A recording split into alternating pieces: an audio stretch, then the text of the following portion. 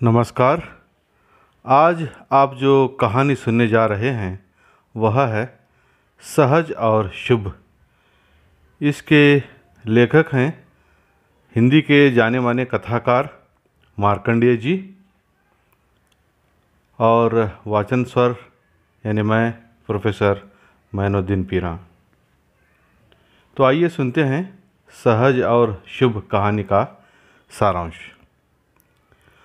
मार्कंडेय जी द्वारा रचित कहानी सहज और शुभ सचमुच सहज भी है और शुभ भी है, क्योंकि इसकी कथा वस्तु मानवीय संवेदनाओं के ऐसे कोणों को छू जाती है जो अब तक हिंदी कहानी में अछूते रहे हैं। मार्कंडेय जीवन की सहज प्रकृति को रेखांकित करने के लिए इस संवेदनशील कथा वस्तु को समाज में दूर दूर तक फैला देते हैं। कहानी का आरंभ बचपन की स्मृति यानी फ्लैशबैक से होता है, जिसमें लेखक अभी बच्चा है और उसकी साथी सविता है। एक दिन सविता के कंधे पर एक चिड़िया आकर बैठ जाती है। लेखक कहते हैं, आज से 20 साल पहले हम दोनों इस घटना के कारण खुशी के मारे पागल हो गए थे। माँ के डर से कि कहीं वह इस नन्ही सी जान को हम लोगों के लापरवाह हाथों में देखकर नाराज़ न होने लगे, हम चुपचाप कुएं के पीछे वाली बाड़ लांघकर शरबती नींबू के पीछे या शरबती नींबू की गाछ में छिप गए थे।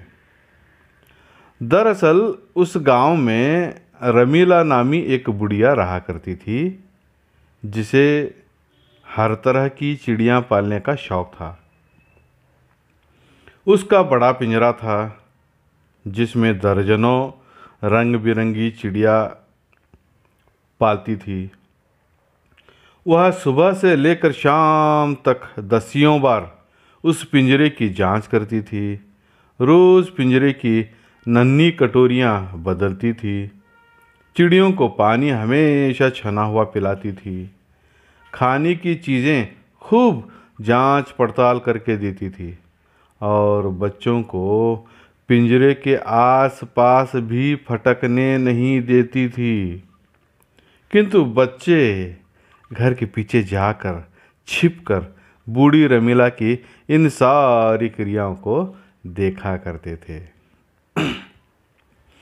किंतु एक दिन उन चिड़ियों को करीब से देखने की इच्छा उन बच्चों का यह एक सपना ही बनकर रह गया था।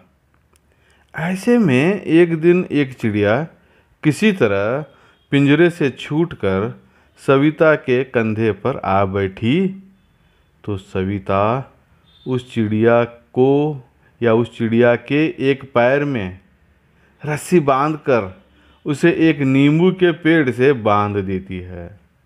उसे कहीं जाने नहीं देती, जिससे वह मासूम चिड़िया फड़फड़ाती है और सिमट कर कसमसा कर रह जाती है। बच्चों की इन सहज भावनाओं को, बच्चों की इन सहज क्रियाओं का चित्रण लेखक ने बखूबी किया है। मार्कंडेय जी फिर कहते हैं, सविता मुझसे ज़्यादा साहसी थी। सविता का साहसी होने का कारण बताते हुए कहते हैं, वह मेरे दूर के चाचा की लड़की थी जो खेतीहरी कम रोज़गारी ज़्यादा थे। बाज़ार से बैल खरीद कर लाना, उन्हें खिला पिला कर मोटा करना, फिर बेचना और फिर बैलों की तलाश में इधर उधर घूमना या मेले जाकर बैल लाना, यह उनका काम था। सविता की माँ खाना बनाती और रो धोकर किसी तरह घर चलाती थी। इतना भी कभी नहीं देखा गया कि पल भर वह सविता के बालों की सफाई में लगा दे या अन्य भाइयों को नहला धुलाकर उन्हें साफ सुथरे कपड़े पहना दे। ऐसे परिवार में जिस बच्चे का लालन पालन हुआ हो वह साहसी नहीं तो और क्या होगा। यह स्वाभाविक भी है, संवेदनशील भी है। ऐसे कई परिवार हमें अपने आसपास या पूरे भारत में देखने को मिलेंगे, जिसका चित्रण लेखक ने प्रस्तुत कहानी में किया है।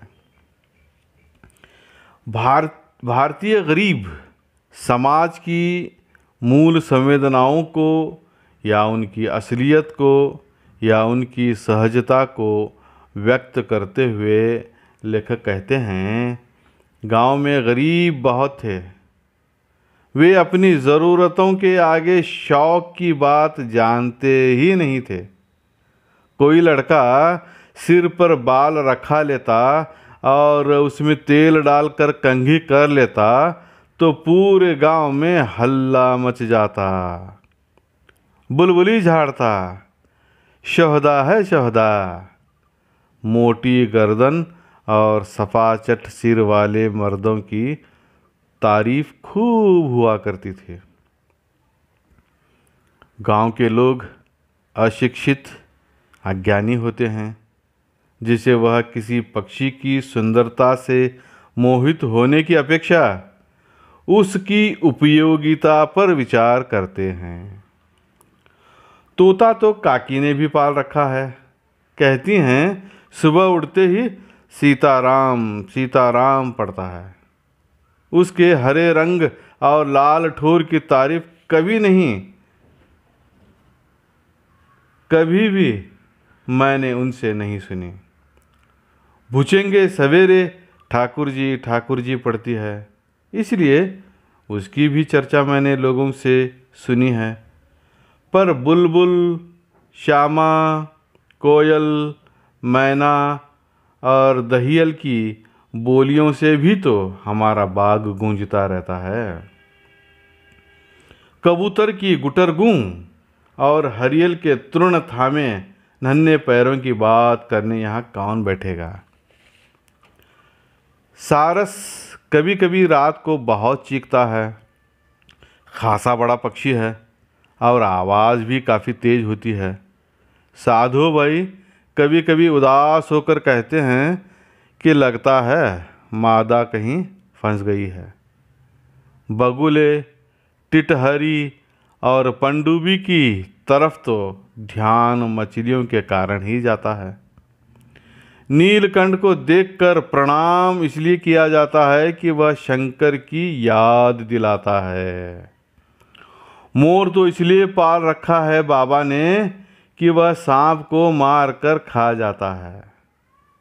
आसमान में चील को ऊंचे ऊंचे उड़ते देखकर बूढ़े सागर दादा कहते हैं कहीं पास में कोई जानवर मरा है।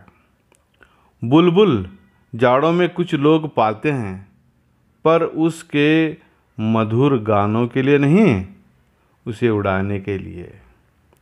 गवई शौकीनों के हाथ में तीतर का पिंजरा देखकर आप सहज ही जान लेंगे कि यह कोई दंगल जीतने का अभिलाषी जवान है।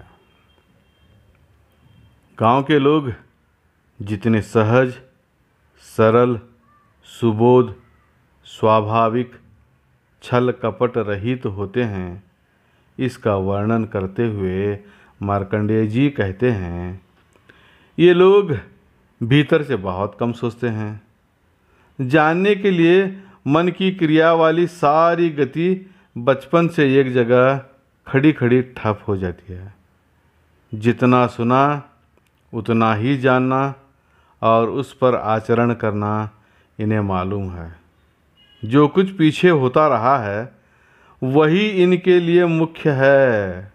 जो होना चाहिए वह नहीं। और क्यों का इस्तेमाल तो ये बहुत कम करते हैं।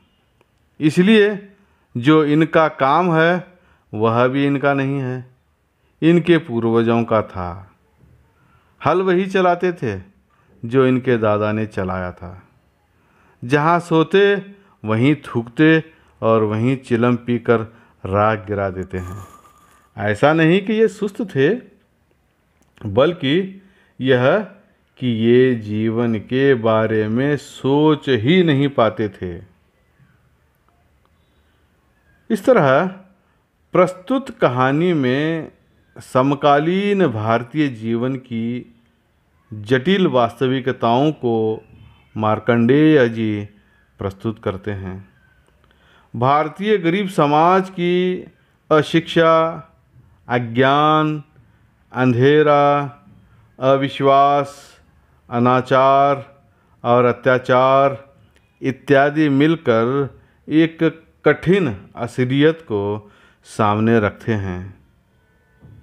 लेकिन रचनाकार की विशेषता यह है कि इस भयावह यथार्थ को सीधे सीधे प्रस्तुत कर देते हैं। धन्यवाद।